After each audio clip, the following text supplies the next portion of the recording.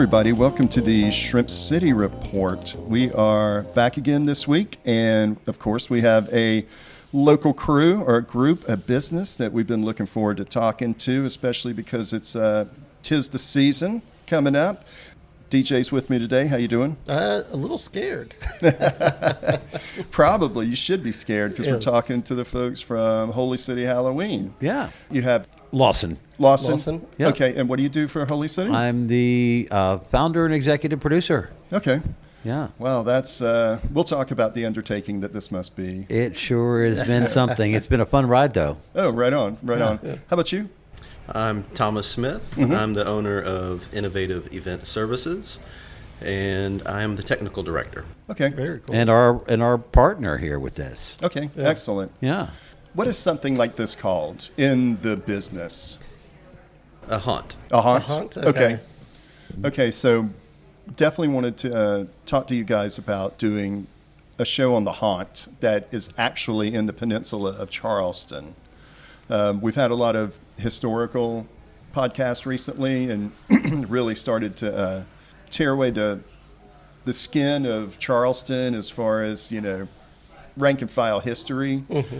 But we really like the whole idea of something spooky or an offering that is scary in, frankly, a 300-year-old town that's supposedly full of ghosts. Yeah. So we'll talk about that.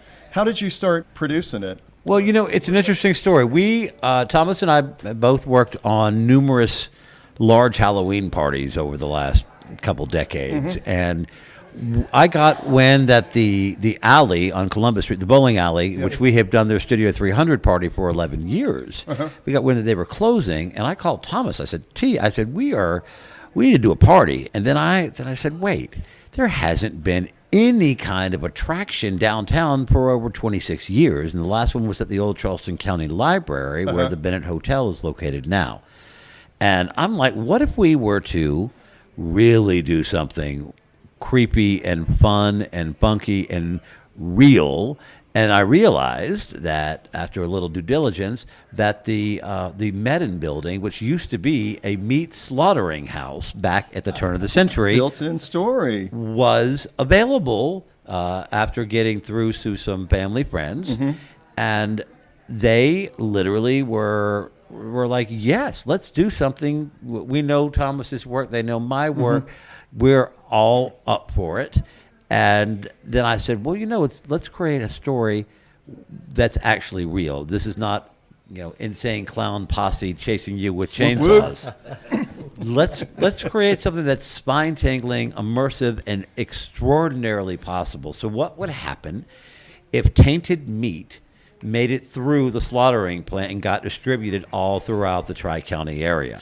And not only did it kill the people that consumed it, it turned them into the undead. So we have a butcher here that mutates into a pig. Okay. We call him, and I thought let's have a little tongue-in-cheek, let's have some fun with it too, because, horror finds its roots in comedy, believe it or not. Mm-hmm. And I said, let's make this pig, we're going to make him famous. So I've had the pig on a Lime bike riding down Rainbow Row. I have had him at the College of Charleston. The other day we had him at Home Team Barbecue on Sullivan's Island eating a barbecue sandwich. And that's perfect. Talk about, that's oxymoron. so clever. Yeah. And I was like, well, Charleston finds its roots in Europe. So let's do this. Let's say he came from Provence, France, and his name is Monsieur Pâté Prosciutto. Perfect. So, hence A Star is Born.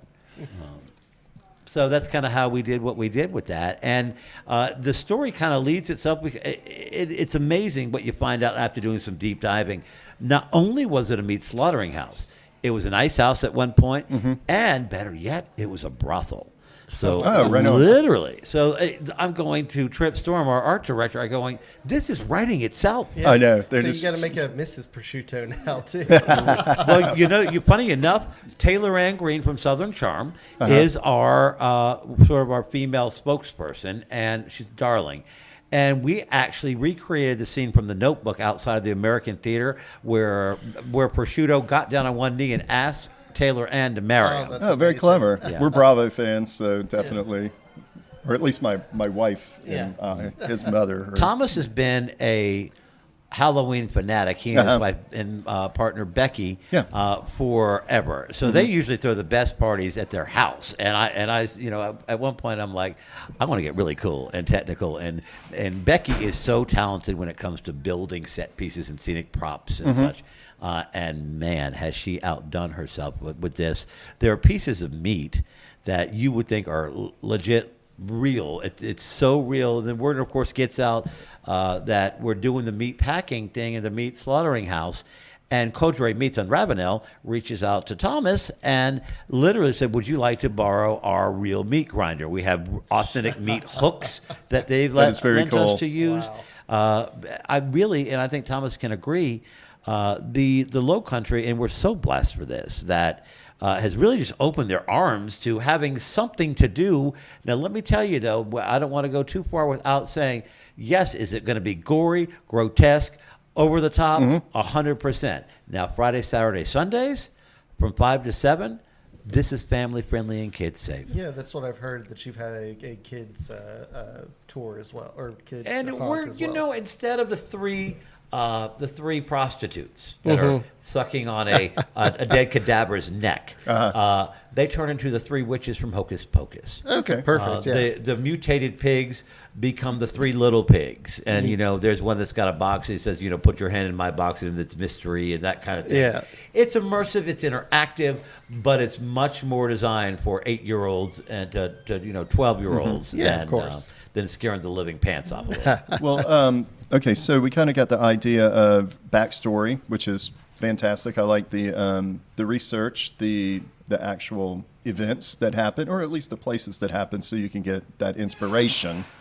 So once you come up with a story, jotted down, however, I don't know if y'all script it out or how it is, but how does it end up being a creative expression? How does it get to you at that point? There was a lot of back and forth with the concepts and the individual rooms and figuring out the flow of the space. Me being a more technical person, I take all of these ideas and put them in CAD and start drawing it out and, you know, saying, I know I have to have certain restrictions for the fire marshal. You know, safety is our top priority. Right. And making sure that we're keeping everything up to code. And we want everybody to come here and be scared, but be safe.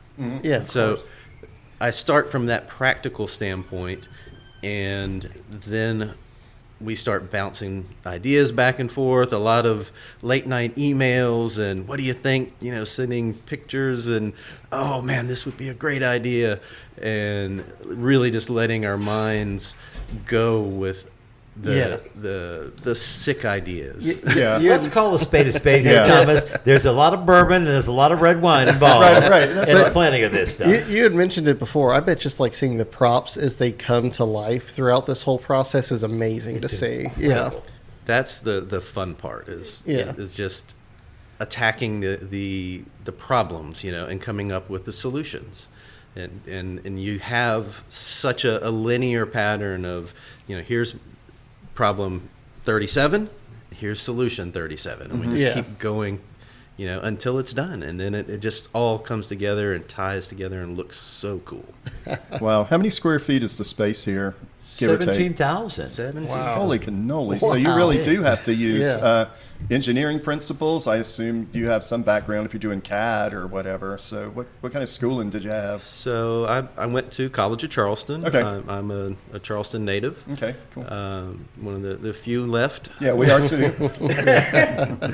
And I studied scenography in theater, which is scenic design. Yeah. Oh, okay. Yeah. So pull on all of those old theater tricks, and that's perfect. You know, there's a whole lot of pneumatics and electronics and just fun things scattered all throughout. Right. Yeah. I bet lighting and wiring alone is just like super complicated for the amount of square footage you're working with. Miles of cable in there, miles and miles. And, you know, one of the tricky things from a lighting standpoint is stepping back and using just hints.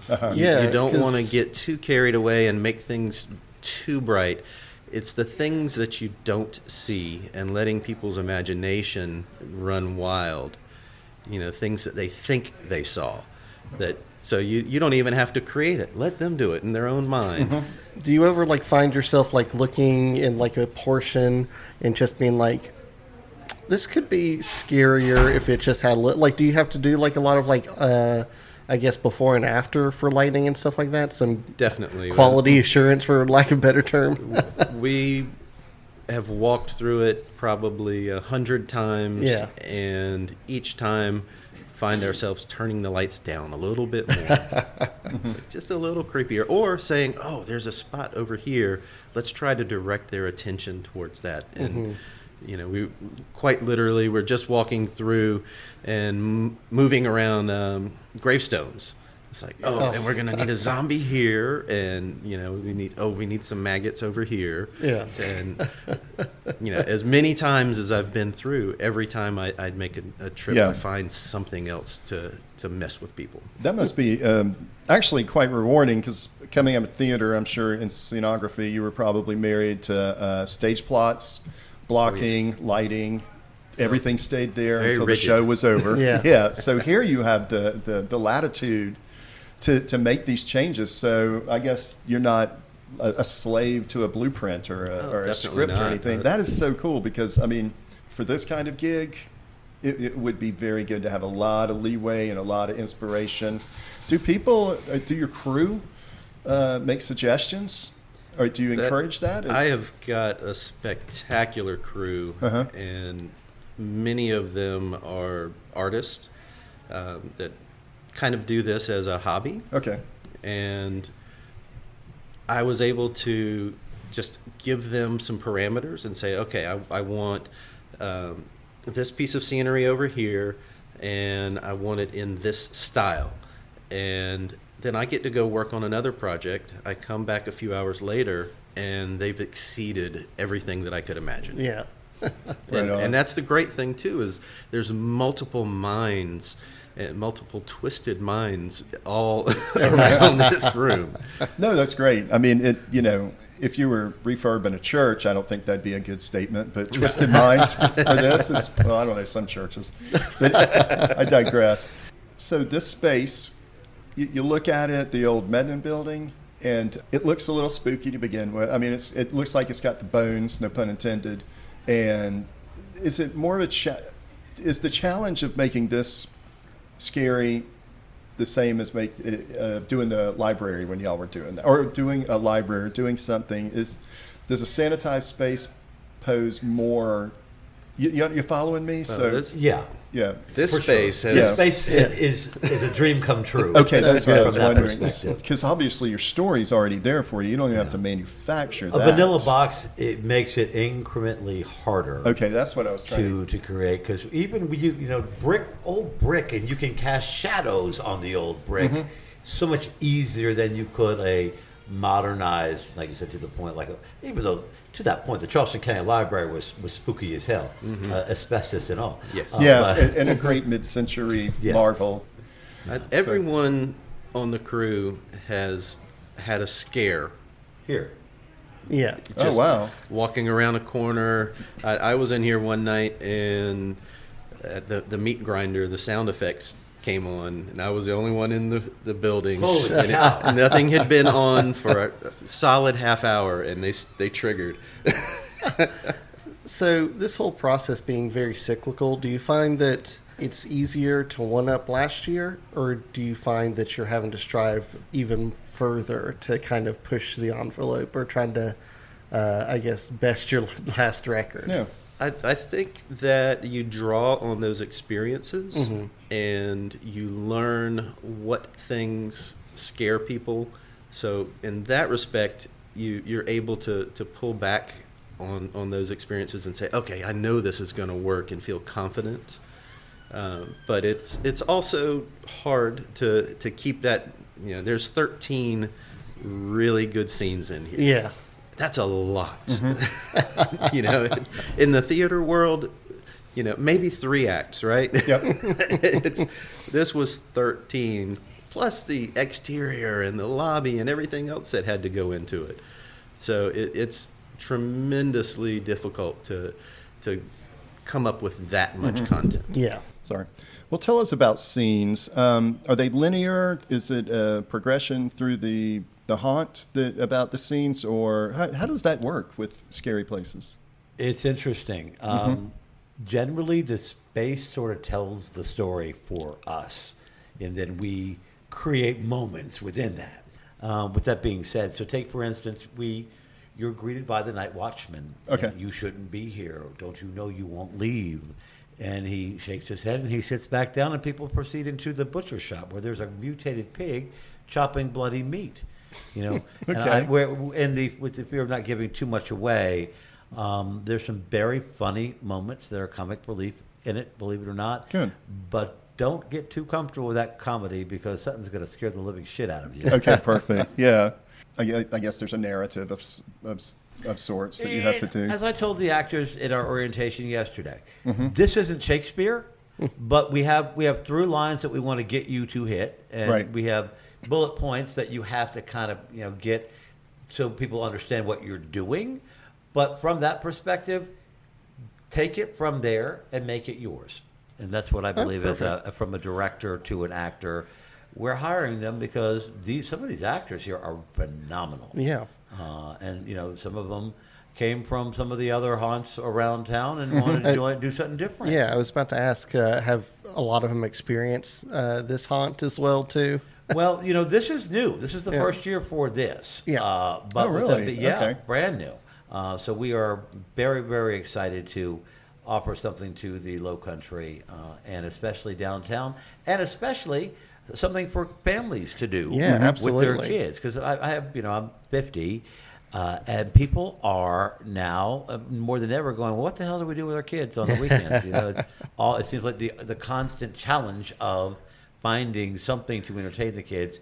We're here from the 27th of September through the 2nd of November, so we have your option on the weekends. Yeah, the kids angle was what really, when I came across it on the website. Yeah. After by the way, we heard the commercials, we saw the commercials. Yeah. They're working. But the kids angle is frankly brilliant, because, if I had still a young kid, that I couldn't take to the over 18 or whatever, what is it, over 18 or 20 or? It's what? 18 and up. 18 and up. So rats, my 13-year-old can't come, but y'all are giving an alternative for that. That's fantastic. That's brilliant. Oh my gosh, word's going to spread when that first round of kids that comes here and they go back to school. They are going to be telling everybody about that. So was that a consideration from the get-go that we have to have 2 tiers of shows? 100%. Okay. It was a deciding factor for us, really. And like I say, I just have so many. I'm the godfather to so many children downtown. Yeah. The parents, as we're having dinner, drinking wine, going, damn, we get so sick of that damn pumpkin patch, and it's nothing wrong with it, but that's the only thing there is to do. Yeah. They're like, gosh, I wish there was something more to do. I said, there is now. Yeah. And kids really get into it. Yeah. It's crazy. I do a little bit of a haunt at my house every year, and I've got kids that will come by and go, when are you going to start setting up? I'll be out there. Have you got the chainsaw this year? The first year after COVID, we didn't. We just took it way down, and they came up and just berated me. Yeah. They were like, "It's not scary enough." I was about to say, are you ever doing your house haunt and be like, man, I wish I had more production value on this? No. Like I said, not him. You should see the cart and crates of like costumes that they brought in. Yeah. Right. Just for this. It's funny, and this is why I love working with local theater people, because they think outside the box. Yeah. And they're very sensitive to budgets and that sort of thing. And we went and purchased all this distressing powder to make zombie outfits that look old. And meanwhile, I look at Chrissy, my wardrobe mistress, and I said, these look great. She goes, yeah, I just went outside to the mud puddle and just got them dirty. I went, oh, There you go. okay. There you go. But You take all your store-bought dirt out of here. We're gonna. We don't need no stinking dirt. But to the point of the kids, we are allowing, if the parents sign off on it, they have to, because I got to tell you, when I was 15 years old, I did not ask my parents for permission to do anything. I was hard-headed as could be and precocious. And if the parents sign off on it, let the 15-year-olds come on through. It's not X-rated. It's not R-rated. It's a little gory and a little real, but... Yeah, but that's a fact of all media now. Yeah. I mean, you see a million times worse and, not done well. So, Sure. yeah, I follow that for sure. I mean, when I was a kid in Charleston, sneak out or whatever and Sure. go see Halloween, Friday the 13th, all of those things, we didn't tell any kids mommies. These days are so open-minded, and they've been exposed to so much more. We're like, why not? Let them come on in. Yeah. We have, Thomas and I were going back and forth today, as a matter of fact, talking about, well, do we keep the brighter lights, like running lights, on for the kids? I said, no. I said, I don't think so. I said, we'll tell after the first day, we'll know. But in theory, with the three little pigs and it being a much softer scenario, this is not a place to bring your 5-year-old necessarily, but for sure. an 8, 9, 10-year-old, absolutely all day long. Yeah. I can't imagine. I would be the doofus who was walking through and not paying attention and just hold the whole thing up. So, I'm so disaware sometimes. Yeah. So, We have enough motivators. okay. That's good. And that's key to planning. Yeah. Yeah. So that is a good point because I can assume some people would kind of get fixated on certain rooms or haunts or features or something that you have a couple of people that have that are overanalyzing something or Sure. how did they do that? How did they do that? Yeah. You don't. I guess you don't want to give them time to go. How did they do that? No, absolutely not. We keep it moving. I will tell you, we are the longest haunt in the city, Mount Pleasant, North Charleston, downtown. It takes about 12 and a half, 13 minutes to get through us. Now, the average is 6. So we are almost double that. The ticket prices, and I hate to cut this short, but we're getting ready to run a rehearsal. I understand. Oh, yeah. No problem. $25. Okay. We designed it that way. It's lower than the others. Yep. And we think so. But there's one very cool opportunity that the others don't necessarily have, and we're calling it the Haunt Loft. And for $100, you can get upstairs into our balcony area, enjoy heavy hors d'oeuvres, enjoy an open bar, and you get to cut the line and go direct into the haunt. Perfect. Oh my Yeah. gosh, that's Awesome. perfect. Is that on your website? It that You is. can do that? Okay, cool. We'll have to do that. HolyCityHalloween.com. All right. Well, I guess y'all have to go do your rehearsals. Your first night? First night rehearsal. Okay. All right. You All right, got well- some work. You guys are welcome to hang out. Okay. Well, we appreciate that, and we appreciate you spending the time with us today and letting us know. Once we get this thing on the website, we're going to try to put as many pictures, videos, whatever, to promote it. We're very grateful. Thank you guys both Yeah. for your Oh, time. no problem. Thank you. That's no problem. All right. Thanks. This is Devin and DJ. from the Shrimp City Report. We will see you next week. Thanks. Thanks. Bye.